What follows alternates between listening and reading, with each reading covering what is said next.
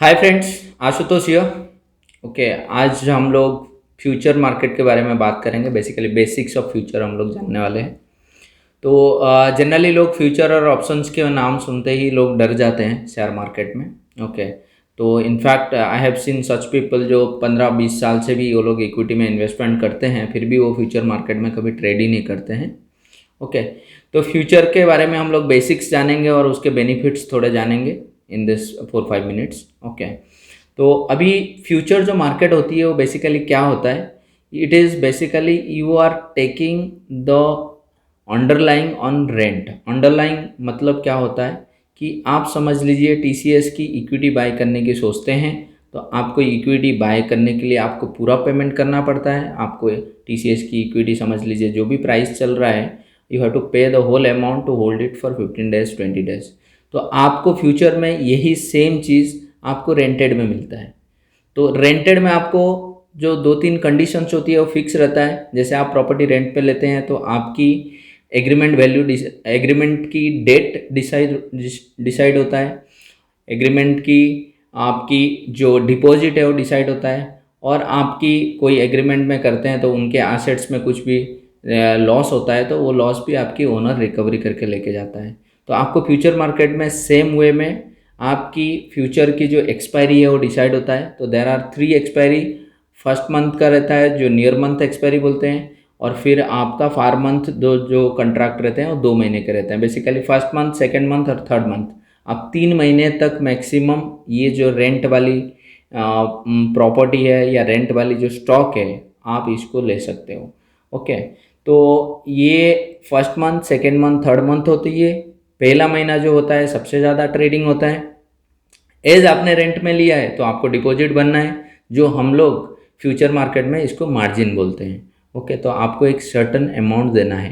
Property के valuation के हिसाब से मार्जिन डिसाइड होता है और प्रॉपर्टी के वॉलेटिलिटी के हिसाब से उसके मार्जिन डिसाइड होते हैं। प्रॉपर्टी मतलब इधर मैं आपको इक्विटी अंडरलाइन की बात कर रहा हूँ। जो अंडरलाइन की वॉलेटिलिटी है, अंडरलाइन की जो वैल्यू है, उसके ऊपर आपकी मार्जिन डिसाइड होता है। तो आपकी मार्जिन समझ लीजिए निफ्टी में 1,10,000 के आसपास होता है, क्योंकि निफ्टी आपके दूसरे इंडेक्स के और दूसरे स्टॉक के मुकाबले में वॉलेटिलिटी कम है। और सेम चीज़ आप जुबिलेंट फूड लेते हो तो आपको वॉलेटिलिटी ज़्यादा मिलता है, जिसकी डिपॉजिट या मार्जिन ज़्यादा पेमेंट करना पड़ता है। तो आप ऐसा समझ लीजिए फ्यूचर आप बाय कर रहे हो मतलब आप इक्विवेलेंटली स्टॉक ही बाय कर रहे हो, और फ्यूचर आप सेल भी कर रहे हो तो आप इक्विवेलेंटली स्टॉक को सेल कर रहे हो। तो इसमें और कोई डिफरेंस है ही नहीं, it is equivalent to stock only. Underline बढ़ेगा तो आपकी फ्यूचर प्राइस बढ़ेगा, अंडरलाइन गिरेगा तो आपके फ्यूचर के प्राइस गिरने वाले हैं।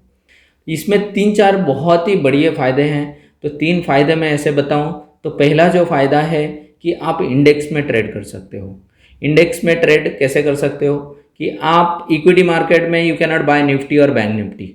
Okay, you can not sell Nifty और बैंक निफ्टी, बट आप इसमें फ्यूचर एंड ऑप्शंस में, फ्यूचर में स्पेसिफिकली आप निफ्टी और बैंक निफ्टी को बाय कर सकते हो। और दूसरा जो सबसे बड़ा मेरिट है कि आप इसमें शॉर्ट सेल करके कैरी भी कर सकते हो। इक्विटी मार्केट में आप कोई भी स्टॉक आप सेल करके कैरी नहीं कर सकते हो, you have to do it intraday only. Okay, तो बट आप फ्यूचर मार्केट में सेम चीज़ को सेल करके कैरी कर सकते हो। लेट से अभी आपको कोई वजह से पता चला कि वापस कोविड हो रहा है और पीवीआर के फिल्म जो हॉल्स है वो बंद होने वाले हैं, तो आपको ये न्यूज़ पहले से ही पता चल जाता है। तो आप पीवीआर के स्टॉक को सेल करके इसको 10 दिन 15 दिन तक कैरी कर सकते हो। Okay, this are the examples only, you don't have to take on investment और ट्रेडिंग वे। तो ये एग्जाम्पल आप कंसिडर कीजिए कि आप सेल करके भी इसको कैरी कर सकते हो। कितने दिन तक कैरी कर सकते हैं? आपने नियर मंथ कंट्रैक्ट खरीदा है, मतलब पहला महीने की कंट्रैक्ट खरीदा है, तो पहले महीना का लास्ट थर्सडे तक आप कैरी कर सकते हो, उस दिन तक ये कंट्रैक्ट वैलिड होता है। सेकेंड महीने के कंट्रैक्ट खरीदे तो सेकेंड महीने के लास्ट थर्सडे तक कैरी कर सकते हैं, और थर्ड महीने के कंट्रैक्ट खरीदे तो थर्ड महीने के लास्ट डेट तक कैरी कर सकते हैं। पहला फ़ायदा आपको बताया कि ये आपको इंडेक्स में ट्रेड करने के लिए मौका देता है। दूसरा फ़ायदा आप शॉर्ट सेल करके कैरी कर सकते हो। तीसरा फ़ायदा इसमें यह है, as you are taking on rent, तो आपको इसमें पूरे पैसा देने की ज़रूरत नहीं है। ओनली थिंग इज़ दैट आपको डिपॉजिट या मार्जिन देने के लिए 15% से लेकर 40-50% मार्जिन आपको रिक्वायर्ड होता है, और जो एवरेज निफ्टी 50 के स्टॉक्स है वो 20-30% के मार्जिन आपको रिक्वायर्ड होते हैं। ओके, तो आपको मार्जिन कम देना पड़ता है और आप इस पोजीशंस को 1 महीने तक कैरी कर सकते हैं, या 2 महीने तक, या 3 महीने तक भी कैरी कर सकते हैं। और नेगेटिव पॉइंट इसमें सबसे बड़ी ये है कि आपकी जो पोजीशन है वो लेवरेज में है, तो आपको मनी मैनेजमेंट प्रॉपरली आना चाहिए। और सेकंड चीज़ ये है कि आप ये जो ट्रेड कैरी कर रहे हैं इसमें मार्क टू मार्जिन जो होते हैं, मार्क टू मार्जिन आपको एवरी डे में सेटल करना है। That's all for this video. आप दिए हुए नंबर में, डिस्क्रिप्शन में दिए हुए नंबर में आप व्हाट्सअप कर सकते हैं। आपको कौन से वीडियो के बारे में जानकारी चाहिए वो आप व्हाट्सअप करके हम लोग को बताइए, और इवन आप कमेंट्स में भी बताइए।